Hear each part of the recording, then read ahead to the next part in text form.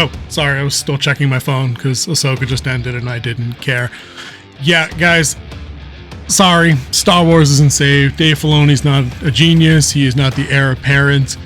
I have no idea what I just watched. I needed to make this video for this episode right away because I really don't even want to go back and watch this again a second time to pick it apart. I'll say this much.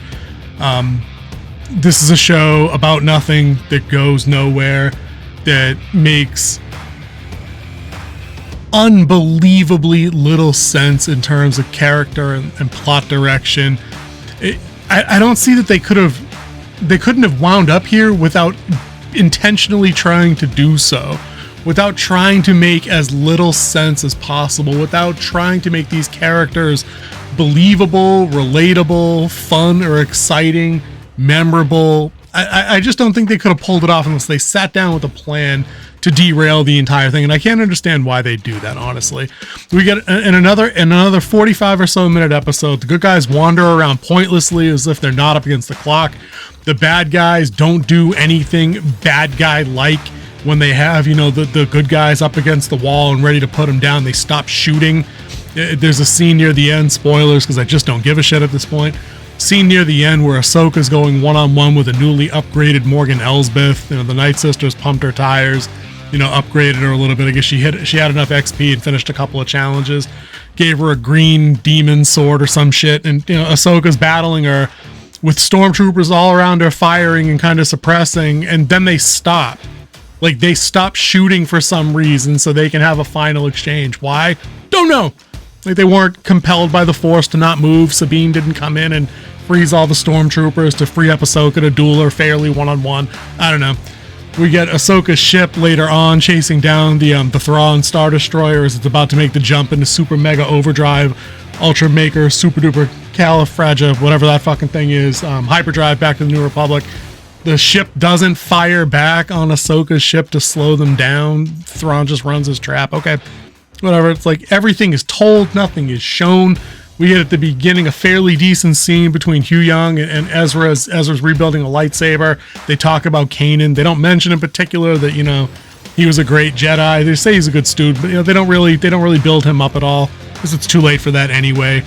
But it's a wasted scene where they talk about things that happen and they mention how Sabine and Ahsoka had a falling out and why it might have happened. But we haven't seen that through 8 episodes, so it's too late for that to come up and be effective now.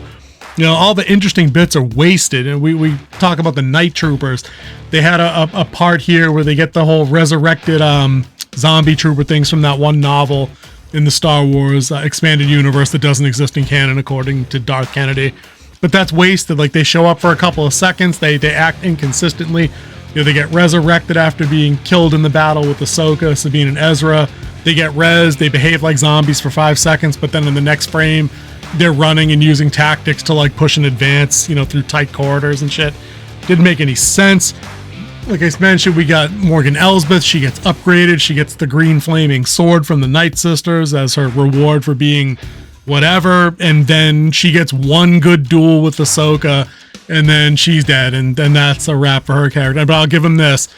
That choreography is good. That actress, giving her lineage and her training, she can move. I'd have liked to have seen more of her wielding a sword and throwing some shit around. That's another massive oversight. Let's keep it rolling talking about other oversights. Dude, Shin and Baylan, not in this episode. They are in this episode for a combined 9 seconds. Pathetic. Shin goes back to the Not Tuskens and raises a red lightsaber like she's going to join them in their community or some shit as they look up at her at a hill. She's riding on one of the wolf howler things. And fucking Baylan on foot is just wandering the countryside. He sees a rip-off monument and one of the carved in the mountains like Lord of the Rings with an ancient king of old pointing even further into the fucking wilderness.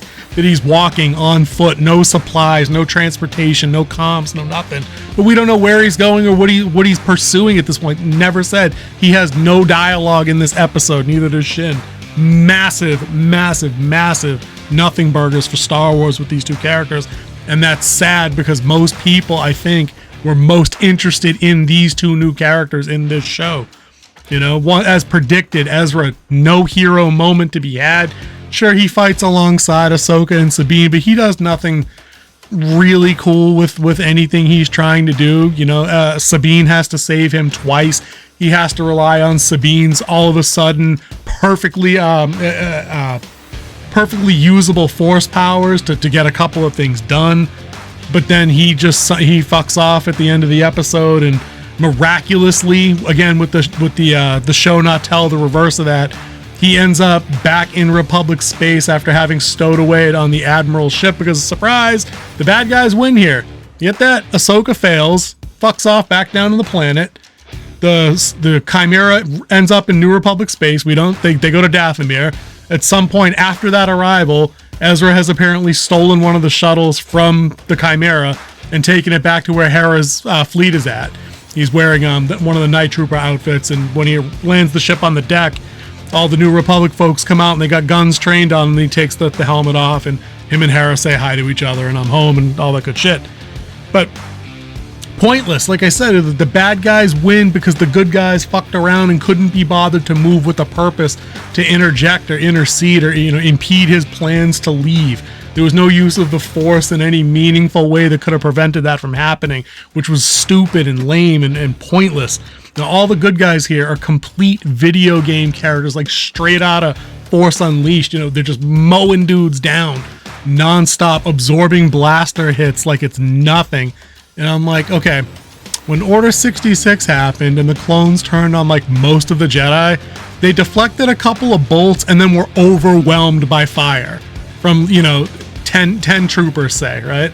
In this episode, we've got like 40 Night Troopers shooting at Ahsoka, and somehow she's never overpowered. She never takes a glancing shot to the arm or to the leg. When her, Sabine, and Ezra are facing down, the 40 or 50 of them, Sabine takes a shot in the back to the Beskar, never slowed down, like nothing. They chop these dudes up, and I'm thinking to myself, yeah, okay, it'd be pretty terrifying if all these Night Troopers stood up, you know, like Game of Thrones, Night King style.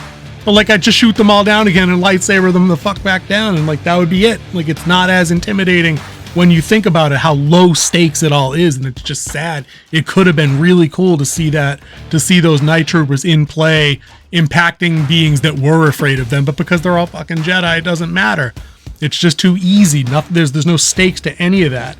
You know, the case in point example, it's too easy. Ahsoka's ship takes a single shot from a TIE fighter in this episode and crashes. Why? Oh, because the good guys needed to be separated and incapable of reaching Thrawn's ship.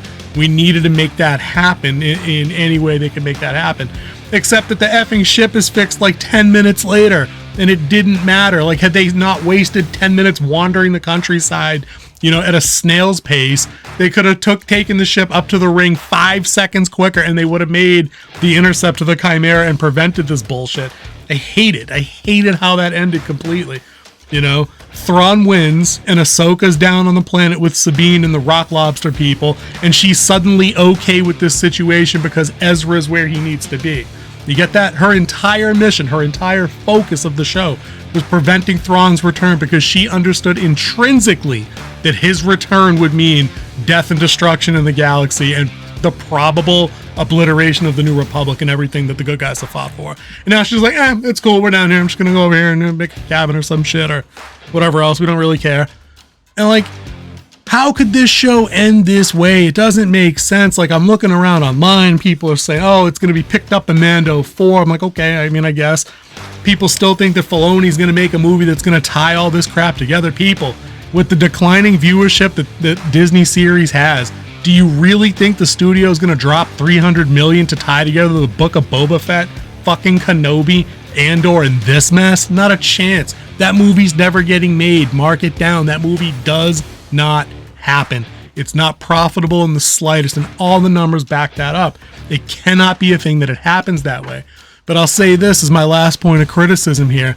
You know, this show squandered a major opportunity to build a bridge between the polarized factions of the fan base, the folks that like this new garbage.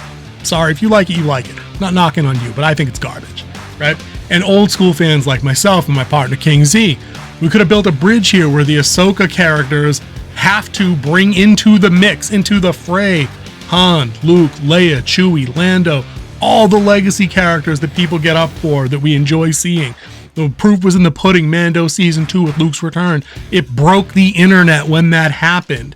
They had an opportunity to bring all of these characters back, which we know exist and are living in this timeline. They're out there. They could have been utilized. This could have been a grand ordeal, but no.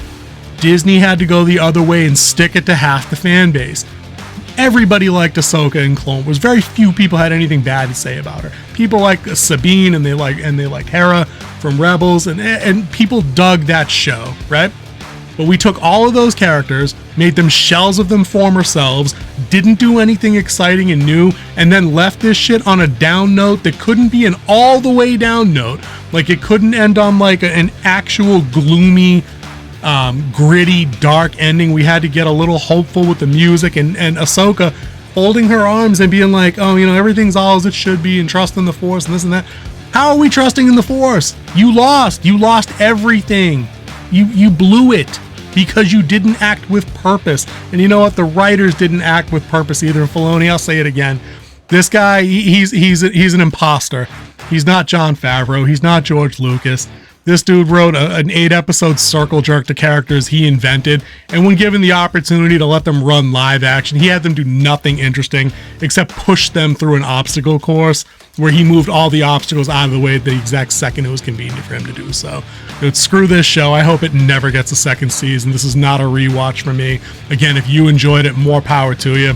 But this was almost as bad to me as Kenobi because of the missed opportunities and all the money that it left on the table.